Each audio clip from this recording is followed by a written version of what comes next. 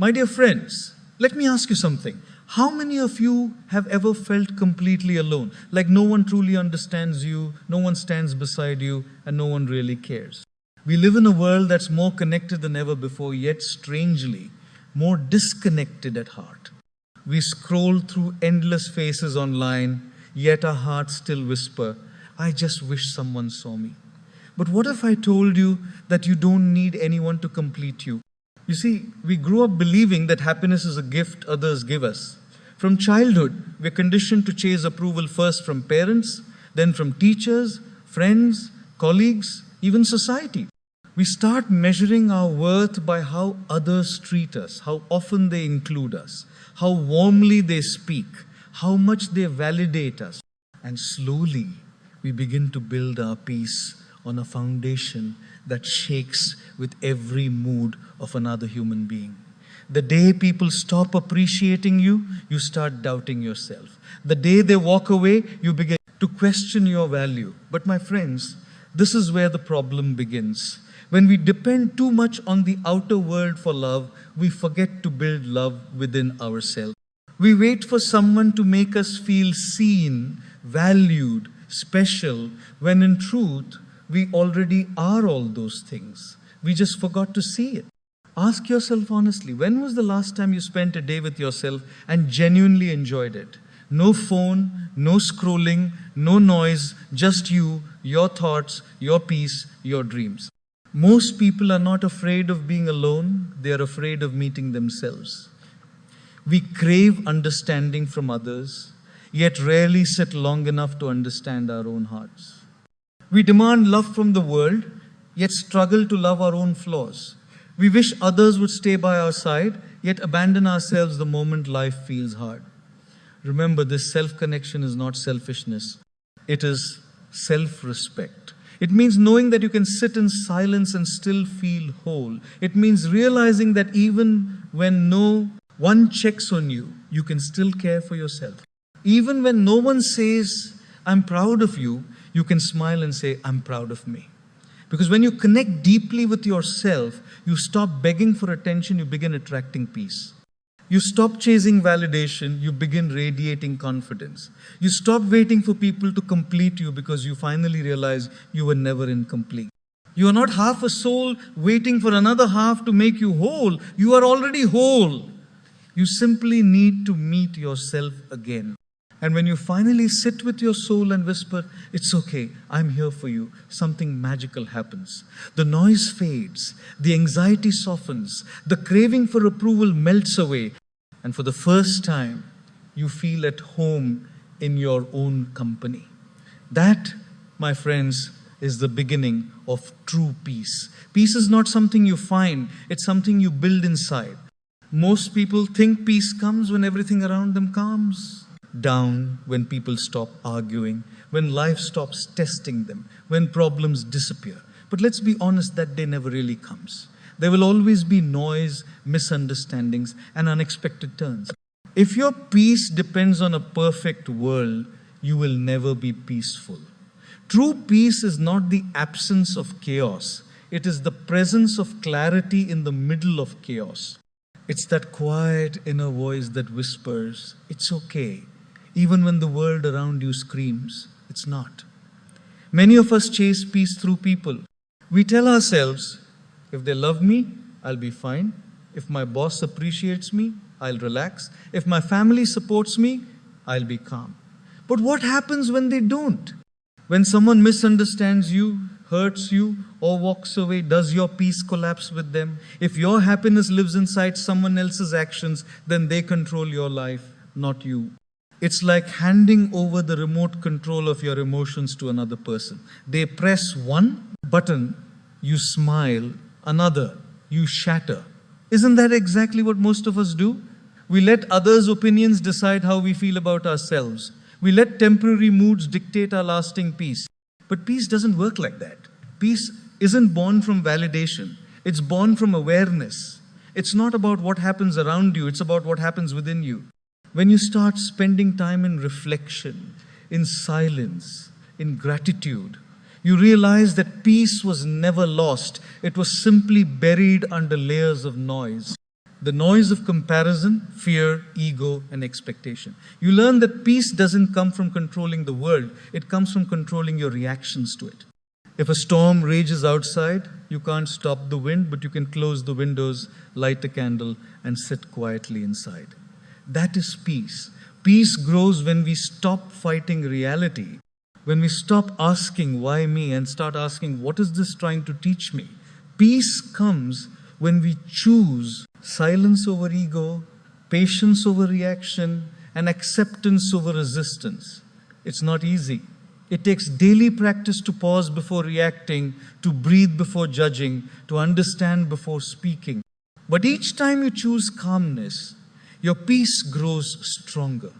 Eventually, you reach a point where someone can shout, criticize, or leave, and your mind still remains still. You stop swinging between extremes. You stop losing yourself in every situation. You simply remain steady, centered, free. That, my friends, is real strength. Because when peace becomes your inner nature, no one can steal it. You walk into every room with quiet power, not loud, not showy, just deeply grounded. And people feel it. Peace doesn't announce itself. It radiates, people will come and people will go. Some will enter your life like sunlight, warm, radiant, full of joy. Some will leave like storms, sudden, painful, and without warning. That's just how life works. Nothing in this world is permanent. Friends change, families evolve, circumstances shift. But amidst all this change, there is one constant you. Ironically, the one person who never leaves your story is the one you spend the least time with. We work tirelessly to keep others happy, to make sure no one leaves, but rarely do we ask, am I still with myself? When your peace depends on people, you build your happiness on shifting sand. The moment they walk away, everything crumbles. And in that emptiness, we blame them for taking our joy, when in truth, that responsibility was always ours. Every person in your life is a teacher. Some teach love, some teach patience, some teach lessons you never asked for. But none of them are meant to complete you. They're only meant to complement you for a while. You can't hold on to people like possessions. You can't glue moments that are meant to pass. The beauty of life lies in cherishing without clinging. Relationships aren't meant to last forever in the same form. Some souls come only to awaken something within you, to open your heart, to shift your perspective, and then they leave. Their leaving doesn't mean you were unworthy. It means the lesson was complete. So stop trying to force permanence in a temporary world. Let people go with grace. Because when you cling, you suffer. When you accept, you grow. You are the only one who truly knows what it feels like to be you, your fears, your struggles, your late night thoughts. And that's why your relationship with yourself matters more than any other. Start giving yourself the same attention you've always given others. Listen to your heart instead of chasing validation. Build a home within yourself, because homes built in others collapse the moment they move out. The home within that's eternal, that's the place you return to when the world feels heavy, when people misunderstand you, when life tests your spirit. Some people will love you deeply but won't stay forever. Some will stay but never understand you fully. And both are okay, because your purpose is not to be understood by everyone but to understand yourself. When you accept that people are temporary and you are permanent, fear dissolves. You stop begging for attention. You stop chasing after those who choose to walk away. You begin to walk alone, not out of pride, but out of peace. Being alone doesn't mean being lonely.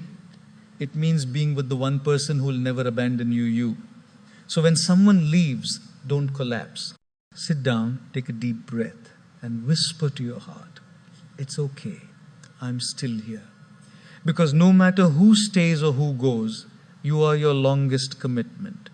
And when you finally understand that, you stop fearing endings, you begin to trust beginnings. We live in a time obsessed with validation. From the moment we wake up, we check for signs that we matter, a like, a comment, a smile.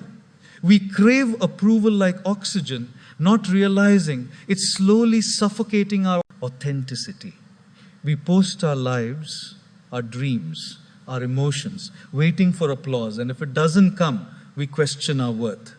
But you don't need applause to be valuable. You don't need validation to be enough.